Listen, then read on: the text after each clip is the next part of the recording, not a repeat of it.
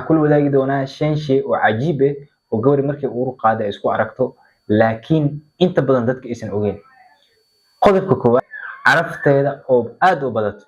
قبل مركي أورو قادو وحوارن جي عجيب كهلو أركي كرو حكم ده إن عرفت هذا وزائد نقطه حتى وحيابا أكتر يالو إن زائد قدرين تأيرو أركا صوبت لو أنا يوحك لما عن وحالي هذا قبل مركي أورو قادو وحابته dhiigi imaan jiray sanka ayaa aad u bato saa daraadeed marka caraftii aad ay u kortaa marka gabadha aad ay wax arfi doontaa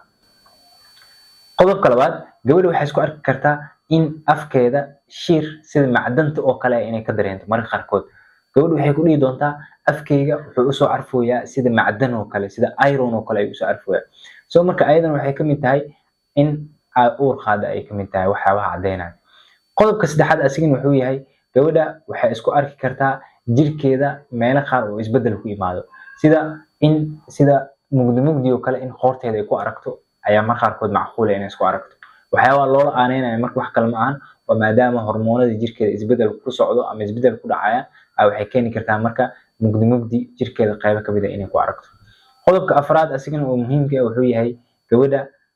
markii ay cadeysanayso waxay iska arki doontaa dhiig fara badan ay isku arki doontaa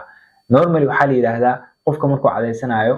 dhiig kama imaado sida caadiga ah ilaa uu aad meel ugu xoqaa laakiin gabadha markay uur qaado waxaa la yiraahdaa waxay u nugushahay inuu dhiig ka imaado soo markay cadeysanaysa marka waxaa macquul ah in ay afkeeda ku aragto dhiig inay afkeeda ku aragto ayaa laga yaabi karaa